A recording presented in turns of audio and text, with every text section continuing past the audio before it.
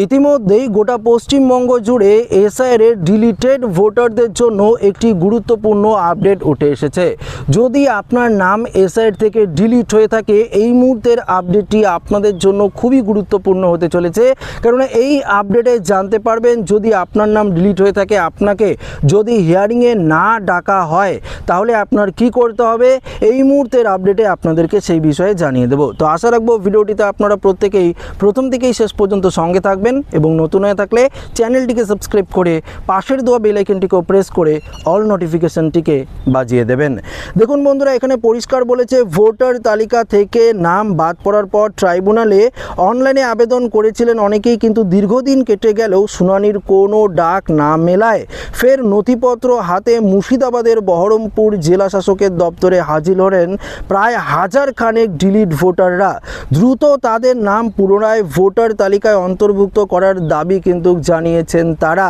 দেখুন, প্রশাসনিক সূত্রে জানা গিয়েছে এসআইআর এর পর মুর্শিদাবাদের জেলায় প্রায় 4,55,000-এর বেশি ভোটারের নাম তালিকা থেকে বাদ গিয়েছে। এর মধ্যে অনেকেই ট্রাইব্যুনালে আবেদন করলেও এখনও পর্যন্ত শুনানির নোটিশ তারা পায়নি। ফলে নতুন করে আবেদন ও নথি জমা দেওয়ার উদ্দেশ্যে তারা জেলা শাসকের দ্বারস্থ হয়েছেন, অর্থাৎ ডিএম অফিসে গিয়ে উপস্থিত হয়েছেন। জেলা প্রশাসনের এক আধিকারিক জানান, নির্বাচন কমিশনারের পক্ষ থেকে এই বিষয়ে এখনও পর্যন্ত নির্দিষ্ট কোনো নির্দেশিকা দেয়নি। তবুও যারা নথিপত্র জমা দিতে আসছেন তাদের আবেদন গ্রহণ করা হচ্ছে।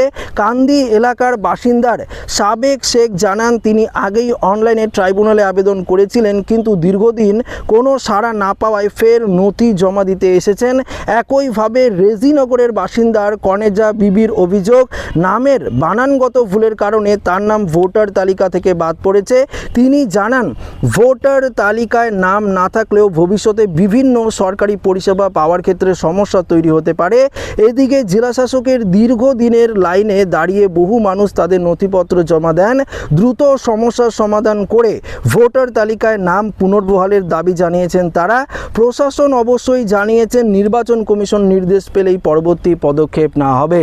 তো ব্যাপারটা আপনারা বুঝতেই পারলেন, এসআইআর এ আপনার নাম ডিলিট হয়েছে, আপনি ট্রাইব্যুনালে আবেদন করেছেন, এখনও পর্যন্ত পেন্ডিং দেখাচ্ছে, তো স্ট্যাটাস পেন্ডিং দেখাচ্ছে। তো এই সমস্যাটা বহু মানুষের হচ্ছে, তাই মুর্শিদাবাদে এই ঘটনাটি ঘটেছে। মুর্শিদাবাদের প্রচুর লোক যাদের নাম ডিলিট হয়েছে, যারা ট্রাইব্যুনালে আবেদন করেছেন, এখনও পর্যন্ত নিষ্পত্তি হয়নি। নতুন সরকার গঠন হয়েছে, এখনও পর্যন্ত নিষ্পত্তি হয়নি। তারা কিন্তু সমস্ত নথিপত্র নিয়ে ডিএম অফিসে, জেলা শাসক অফিসে তারা কিন্তু দ্বারস্থ হচ্ছে এবং তাদের অভিযোগ, কেন তাদের নাম এখনও পর্যন্ত অর্থাৎ ভোটার লিস্টে ওঠেনি।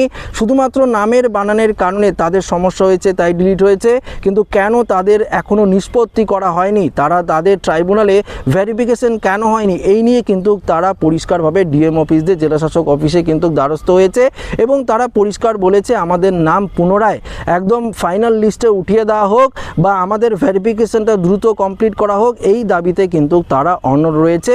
যাই ঘটনাটি ঘটেছে, শুধুমাত্র মুর্শিদাবাদের কথা বললাম, আস্তে আস্তে দেখবেন পশ্চিমবঙ্গের সমস্ত জেলায় এই ঘটনাটি ঘটবে। কেননা ট্রাইব্যুনালে শুধুমাত্র হাজার হাজার নয়, লক্ষ লক্ষ লোক কিন্তু আবেদন করেছে, তাদের নিষ্পত্তি এখনও পর্যন্ত কমপ্লিট কিন্তু হয়নি। তো আশা রাখবো আপডেটটি প্রত্যেকের ভালো লেগেছে। ভিডিওটি ভালো লাগলে লাইক করবেন, ওর সাথে শেয়ার করবেন। নতুন হয়ে থাকলে চ্যানেলটিকে অবশ্যই সাবস্ক্রাইব করে আমাদের সঙ্গে জুড়ে থাকবেন। ধন্যবাদ।